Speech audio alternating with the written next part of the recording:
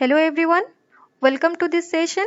Today I will discuss with you the topic precipitation. So let's start with the meaning of precipitation. So fall of atmospheric moisture under the impact of gravity to the earth in varied form, either liquid or solid, is called precipitation. Or as we know that when the atmospheric moisture condenses, it becomes heavier and move downward. The time it comes to the surface of the earth under the impact of gravity in varied form. So let's see the different types of precipitation. They are rainfall, drizzle, snowfall, sleet and hail. I will discuss individually one by one. So let's start with rainfall. As you all can see that the fall of bigger water droplets is called rainfall. For the formation of rainfall, it is important that moist air must ascend, then saturate and condense. This is the prerequisite condition to have rainfall. And when the water evaporates from various sources such as oceans, rivers, lakes, etc., it moves upwards. And the higher we go, the cooler we feel. When the water vapor moves to cooler and cooler regions, it gathers more and more moisture. As a result, it becomes heavier. And when it becomes too heavy to stay in the air, it falls back to the earth as rain. So, on the basis of the process and the mechanism of ascent of moist air, it has been divided into different categories.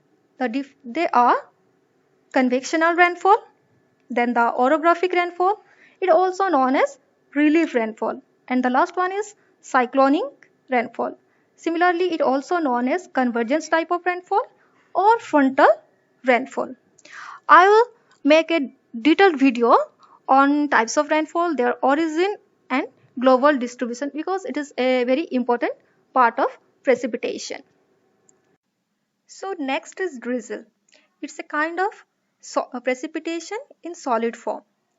So precipitation in the form of numerous uniform teeny droplets of water having diameter of less than 0.5 millimeter is called drizzle. Here we just keep in mind that its size. When the size is bigger, the time it's not drizzle. The diameter, when the diameter size is more than 0.5 millimeter, the time it's called rainfall. And it can occur from stratus and sometimes from stratocumulus cloud. And it occurs only where there is no ascent of air or very little ascent of air. Next, see where it found.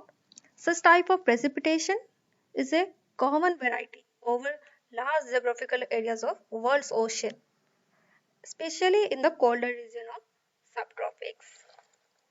We just say that it's a kind of light rainfall and the total amount of water get on the ground surface is very low in case of drizzle. Now it's snowfall. Snowfall is a kind of precipitation having in solid form. Let's see its meaning more clearly. Okay, so precipitation in the form of white and opaque grains of ice is known as snowfall. In this form of precipitation, condensation takes place below the freezing point and water vapor changes into teeny ice crystals. Gradually, these ice crystals grow in size and form ice flakes, which start falling on the ground because of its heaviness.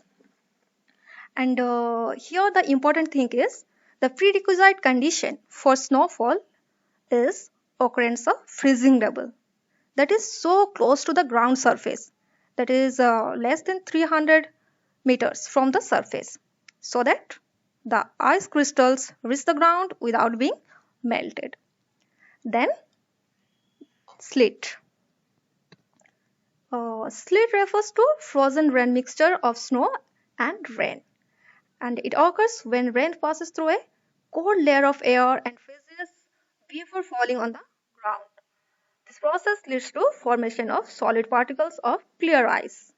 And we may just say that it's a mixture of small ice balls and rime.